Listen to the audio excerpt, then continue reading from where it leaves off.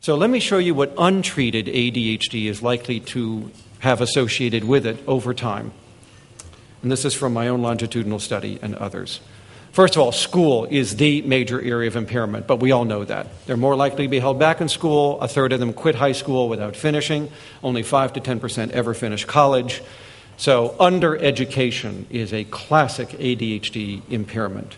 But that, of course, is going to lead to problems in the workplace. And you can see the ones that we've identified here.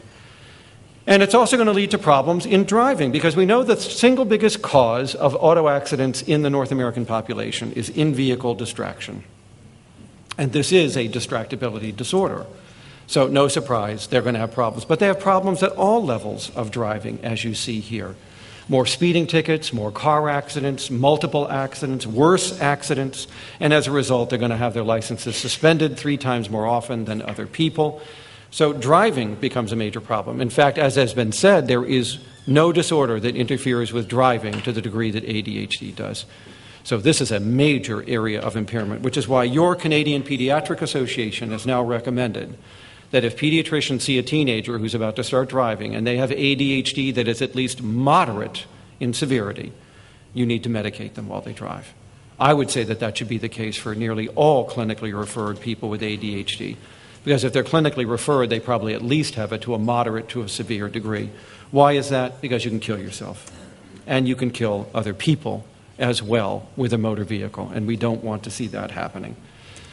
Now, in addition to those, there are some other areas of impairment, not the least of which is managing money. As they move away from home, as they get jobs, as they get credit, as they borrow money, as they take out car loans, we start to see them having troubles paying their bills, paying them on time, so that they get their utilities turned off, their cars repossessed, their credit rating is terrible, because you've given a very impulsive person credit. Is there a pill for that? No.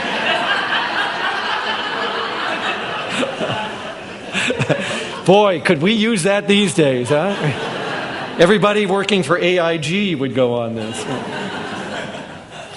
But this is an area that very few people took a look at. But I mean, it makes perfect sense when you phrase it as a disorder of self-control given a credit card. And now we can understand what's going to happen with the credit problems.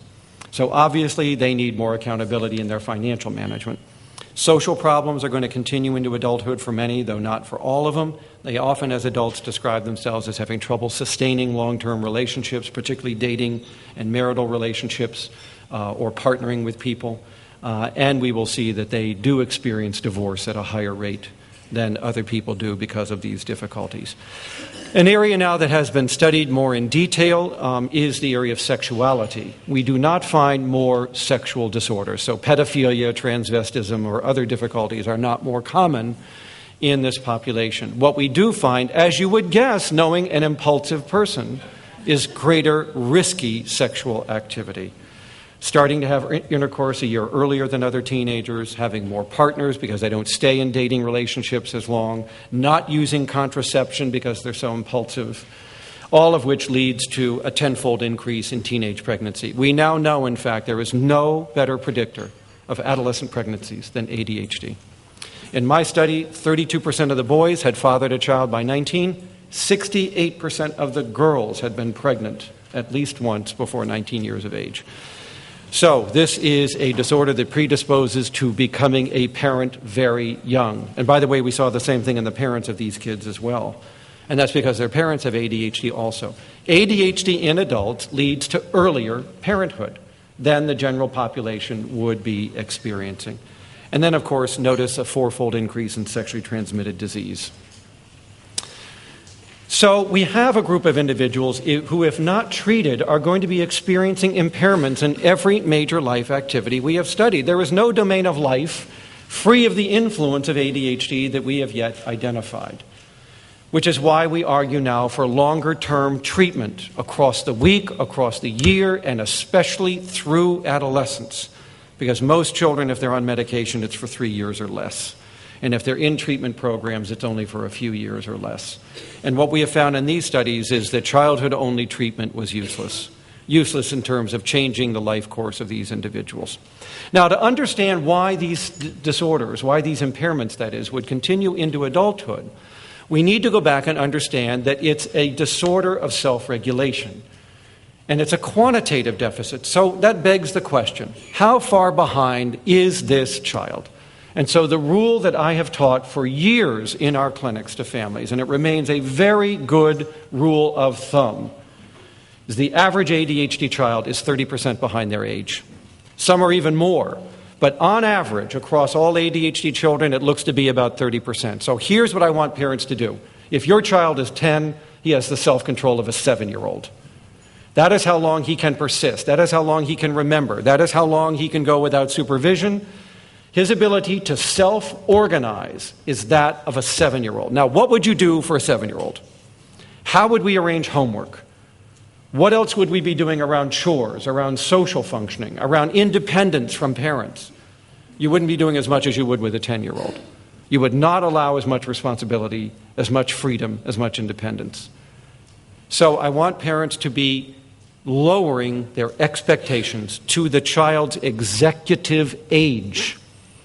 What is his self-regulatory age? It's 30% younger. All right, that's what you can expect. And if you are expecting more than that, you're my problem, because you're causing the conflict. You are like a parent of a dyslexic child demanding normal reading. You are like the parent of a mildly retarded child demanding normal self-sufficiency, normal cognitive development. You're my problem, because you just don't get it. So I want you to get it. It's a 30% lag. That's where they're at. That's what you can expect. If you're asking for more, you're going to have to do something to rearrange that environment to allow them to show what they know. But if you don't do anything, they're going to be about 30% behind. So what does that mean at 16 about giving kids a license? Are you out of your mind? Right? You just gave an 11-year-old a motor vehicle. And you're shocked to see the driving consequences. Right? You may have an 18-year-old who's one of the few that's going to go on to college. He's 12. That's his executive age. How would you have to design a campus if 12-year-olds were showing up to go to school? Those exactly are the accommodations you have got to make on that campus for this person. Pretend they're 12. More hand-holding, more accountability, more reporting to student services. You're going to get more curriculum materials. You're going to study in groups with older, more competent students. You're going to be in a substance-free dorm, and you are going to be accountable to student services 4 times a day for the work you're doing. In other words, we're going to treat you like you're 12. Right? And then you might just get through. But what do we do now? We send you off, you fail the first semester, and everybody wrings their hands of, oh, what are we going to do? We're going to have to change the campus. We're going to have to change the environment to suit the executive level, not the chronological level. So you need to understand the 30% rule because it applies to everything. I have a 14-year-old daughter with ADHD. Should she be allowed to babysit? Are you crazy? Right? This is a 9-year-old being given care of an infant? No way. I don't care if she finished the Red Cross babysitting course. I don't care if she's got a certificate.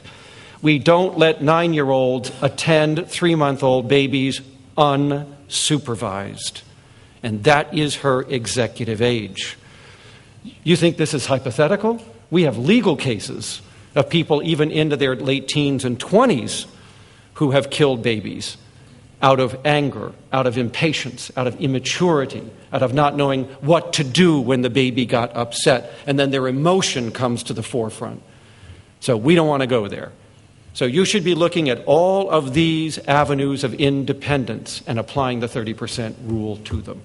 And that's what you allow. And if you are going to give them more, you better be doing something to see that they can handle it.